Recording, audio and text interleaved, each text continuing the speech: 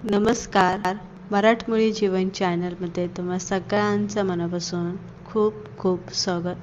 आज आपण उन्हाळी वाळवण भाग 5 मध्ये तांदळाच्या पांढरं शुभ्र अशा कुरड्या कशा बनवायच्या ही रेसिपी बघणार आहे.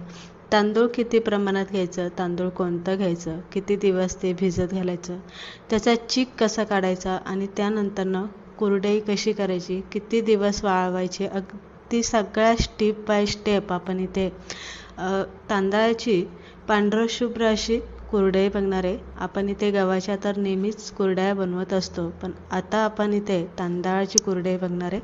तर चला कोणताही वेळ न घेता रेसिपीकडे वळूया. तांदळाची कुरडई बनवताना शक्यतो जो तांदूळ चिकट नसतो तो तांदूळ घ्यायचा. इंद्रायणी तांदूळ सोडून तुम्ही कोणताही तांदूळ घेऊ शकता.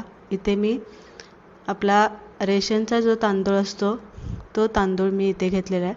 तांदूळ व्यवस्थित आपल्याला साफ करून घ्यायचा.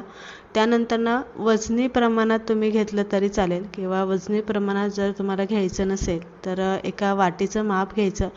तर मी इथे बाऊल घेतलेलं आहे एक मोठं, आणि ते 2 बाऊल मी भरून रेशनचं तांदूळ घेतलेले. साधारणतः 1 किलोच्या आसपास हे तांदूळ, थोडंफार फरकाने हे तांदूळ 1 किलो भरू शकतं.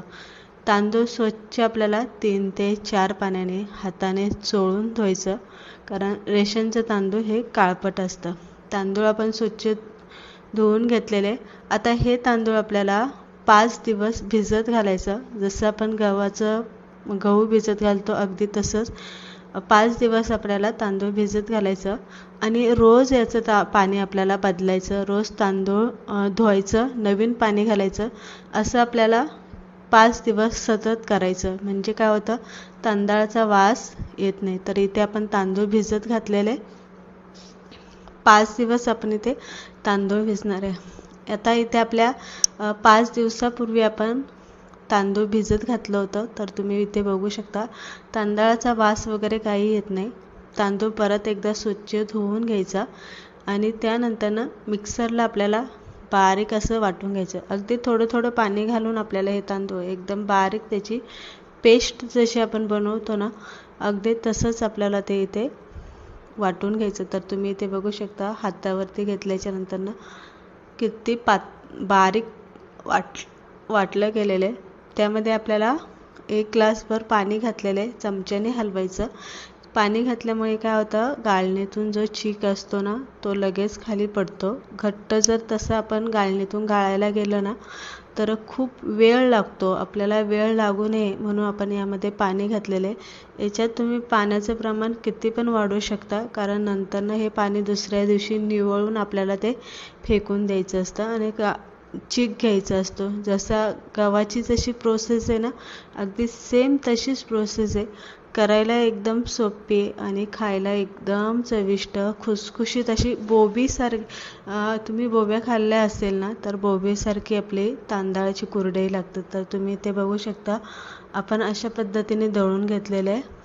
तर आपला जो रवळसरपणा राहिला ना तो परत एकदा मिक्सरला घालायचा भांड्यामध्ये आणि ते पुढच्या स्टेपला ते वाटून घ्यायचं. तर इथे या पद्धतीने आपण सगळं तांदूळ वाटून घेतलेले आहे.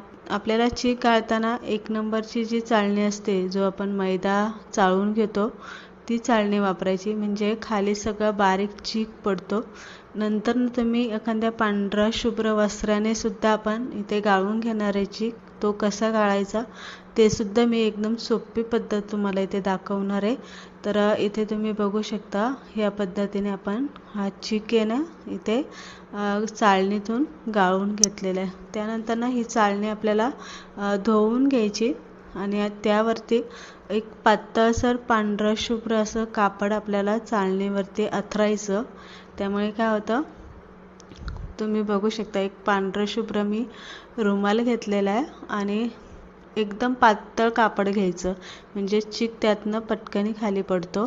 आणि चाळणीमध्ये ते कापड आपल्याला अथरायचं आणि त्यामध्ये चीक ओतून हाताने या पद्धतीने आपल्याला चीक खाली गाळून घ्यायचा. यामुळे काय होतं, बारीक बारीक जर रवळसर असे तांदळाचे कण राहिलेले असेल तर ते कापडामधनं निघून जातात. इथे फक्त जास्त मेहनत आपल्याला चीक गाळून घेण्यासाठीच लागते आणि दुसरी गोष्ट म्हणजे चीक आपल्याला शिजवताना दुसरी मेहनत करावी लागते. बाकी कोणतीही मेहनत नाही किंवा काळजीपूर्वक असं कोणतंही यामध्ये स्टेप नाही. फक्त ह्या 2 स्टेप आणि तांदूळ भिजवताना एक काळजी घ्यायची, ह्या 3 स्टेप आहे. इथे चीक गाळून घेतलेलं आहे, पाणी मी भरपूर घातलेलं आहे आणि शक्यतो मोठं पातेलं घ्यायचं म्हणजे पाण्याचं प्रमाण त्यामध्ये बसतं. आता रात्रीचा मी चीक इथे वाटून घेतलेला आहे, त्यामुळे रात्रभर आपण हा चीक निवळण्यासाठी ठेवणार आहे. त्यामुळे काय होतं, चीक खाली तळाला बसतो आणि पाणी वरती येतं. तर तुम्ही इथे बघू शकता सकाळच्या वारी तुम्ही इथे बघू शकता रात्रभर आपण चीक इथे ना निवाळायला ठेवला होता, त्यामुळे एकदम चीक निवळला गेलेला आहे. वरचं पाणी आपल्याला फेकून द्यायचं. तर या पद्धतीने आपला हा चीक इथे निघालेला आहे. आता आपल्याला चीक कुरडईसाठी चीक इथे हटवून घेताना प्रमाण कसं घ्यायचं पाण्याचं आणि चिकाचं, तर एक भांडं घ्यायचं किंवा एक वाटी घ्यायची. वाटीने चीक आपल्याला मोजून घ्यायचा. किती वाट्या आपला चीक भरतोय तो अंदाज आपल्याला येतो, त्यानुसार आपल्याला पाणी घ्यायचं असतं.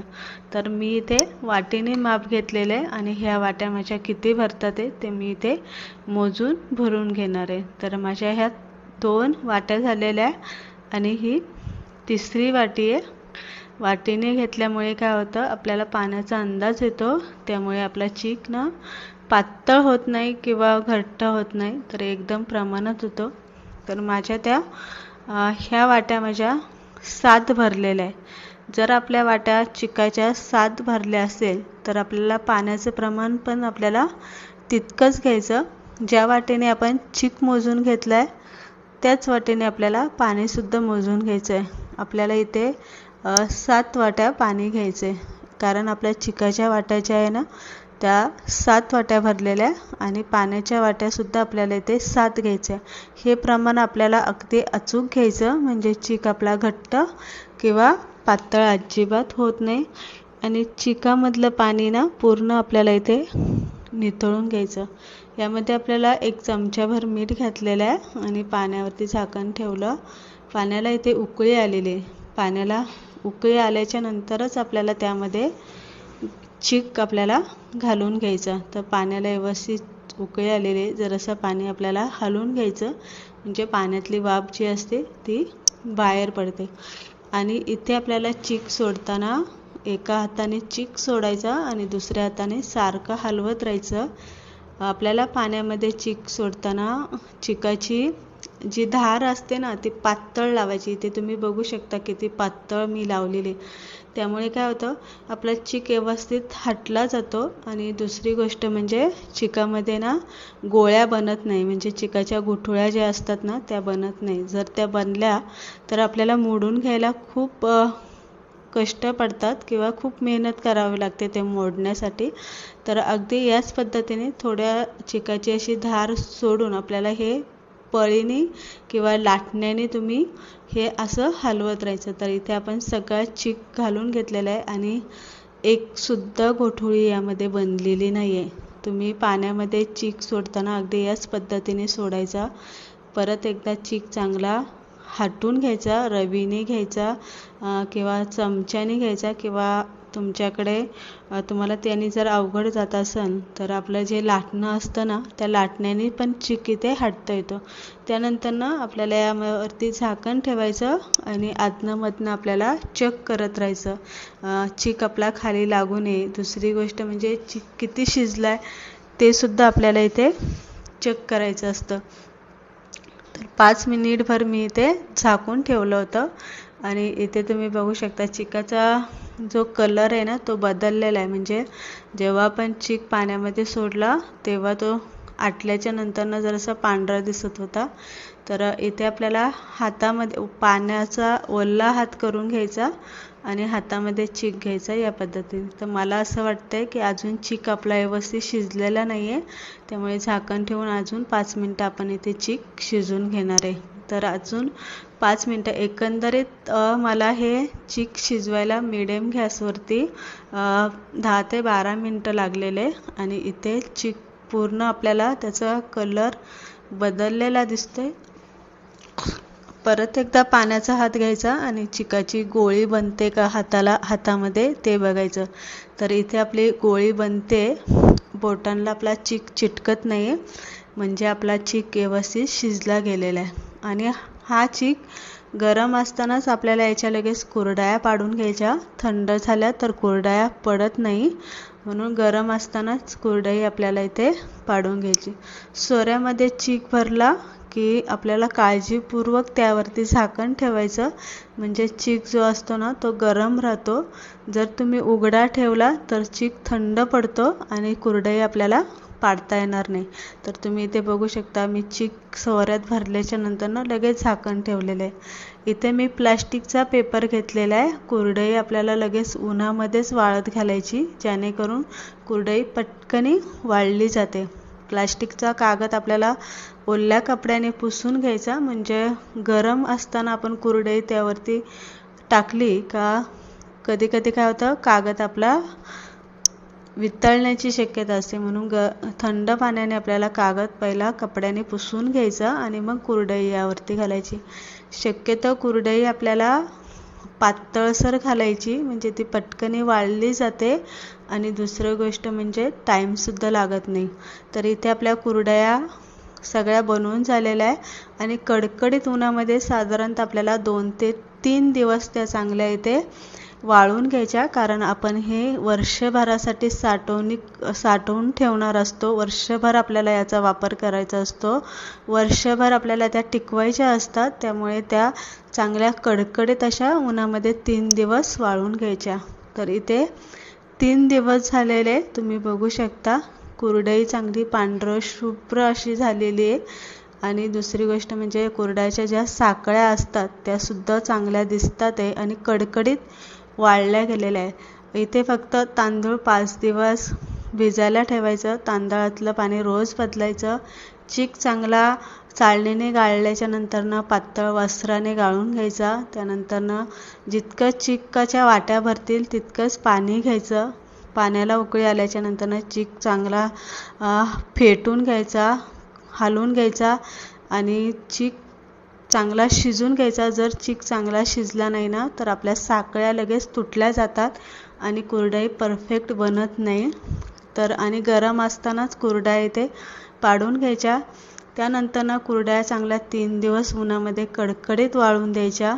इथे तुम्ही बघू शकता एकदम पांढरशुभ्र त्याच्या अशा साकळ्या दिसतात. ते साकळ्या तुटत नाही, म्हणजे आपल्या अगदी परफेक्ट इथे तांदळाच्या कुरडया आपण इथे पांढरशुभ्र बनवून घेतलेल्या आहे. त्यानंतर पुढे तुम्हाला मी 1-2 तळून सुद्धा दाखवते. एकदम छान अशा खुसखुशीत होतात आणि त्याच्या साकळ्या सुद्धा ज्या असतात त्या एकदम क्लिअर दिसतात आहे. तर तुम्हाला ही तांदळाच्या कुरडयांची रेसिपी, हा वाळवणाचा भाग कसा वाटला नक्की कमेंट करून सांगा. आणि तुम्ही कशा पद्धतीने करतात ते सुद्धा नक्की सांगा. आणि जर तुम्हाला कुरडईचा व्हिडिओ आवडला असेल तर एक लाईक मात्र नक्की करा. तर इथे मी कुरडई तळून दाखवते. तर छान अशी मोकळी सुटसुटीत अशा तिच्या साकळ्या दिसतात आहे, पांढरशुभ्र आणि खुसखुशी दिसते. रेसिपी आवडली तर